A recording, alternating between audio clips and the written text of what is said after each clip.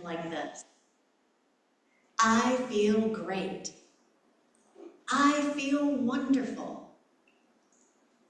Most people answer this question with, I'm fine. I'm okay. Is that one of you? How are you really? How are you doing right now? Some of us today probably are feeling excellent, right? Excellent. Some may be doing fine, and others may say they are fine, but honestly, not really feeling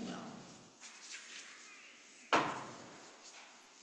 According to spiritualism, sickness and health are greatly influenced by our actions.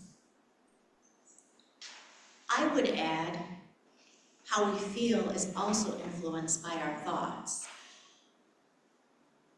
According to spiritualism, knowledge and compliance with natural law constitutes health, and therefore ignorance or lack of compliance with natural law results in illness. Living with full awareness of natural law is truly preventive medicine. And as many of you remember, natural law has its solid foundation in the law of cause and effect, commonly known as you sow, so shall you reap. Another way of saying this is every action has its own reaction. So how do we apply natural law in our life? Applying natural law in our life can be simple. Here are some suggestions. Value what is good.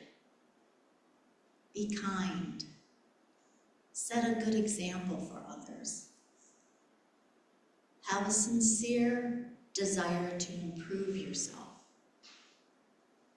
And keep working on any character flaws that you possess. Finally, do not violate the natural rights of others. When we are healthy, our energy is free-flowing throughout the body. There are many things that can negatively influence our energy flow, like not drinking enough water. And as I wrote that line yesterday, I had to get up and get some water because it made me thirsty. So what can negatively influence our energy flow? Not exercising, not getting enough sleep, not practicing gratitude, not being in contact with nature. Unhealthy habits, like eating potato chips and green onion dip before going to bed. Oh, that's mine. I'm working on it though.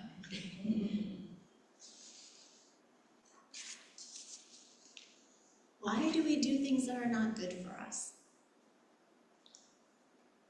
Our brains are wired to be reward-based, and our reward is feeling comfort that in turn triggers a release of dopamine.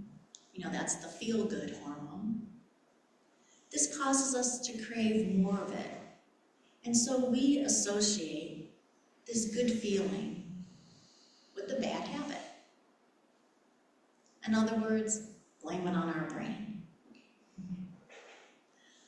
A friend of mine, Anne, had become intensely frustrated that despite achieving success in her life, her eating felt completely out of control. In particular, every time she got into the car, she experienced an uncontrollable urge to eat.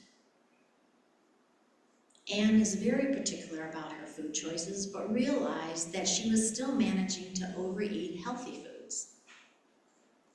She felt unable to tell whether she was genuinely hungry or whether she had enough to eat. Anne went to a therapist who helped her. The therapist strongly linked this eating habit to the unconscious use of emotional numbing strategies. What does that mean?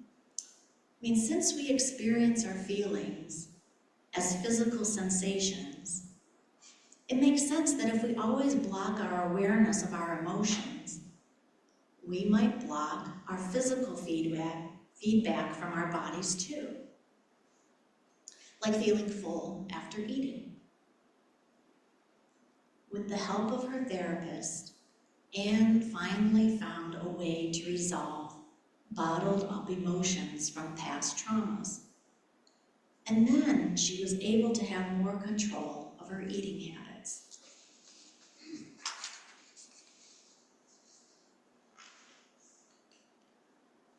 Wellness is not just the opposite of illness, but rather a state of physical, mental, and social well-being. Not merely the absence of disease and infirmity. This definition provides a more holistic view of people's well-being at all ages and is essential for good health for all. We are responsible for our body, thoughts, and feelings. Our life path should be to reflect on changing our actions, thoughts, and feelings to generate happiness within us and make our lives more positive. These are learned skills that come when we realize that we can change our health, and there is something we can actually do about it. I think by now everyone has heard of positive affirmations. If you have not heard of this term, positive affirmations are positive statements that help us deal with negative feelings, thoughts, and situations. This may sound too simple. Some of us may think that repeating the same sentences won't change anything around us. But research shows that positive thinking can rewire our brains, change the way we feel about things.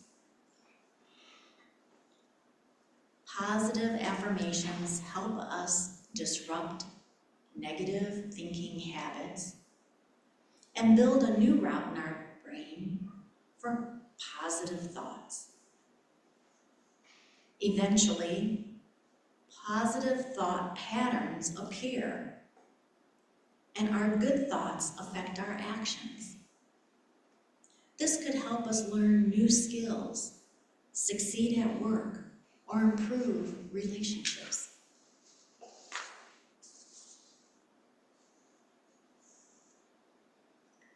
Even something as simple as saying, "I feel wonderful," the next time someone asks you how you feel, may be a start to actually feeling wonderful.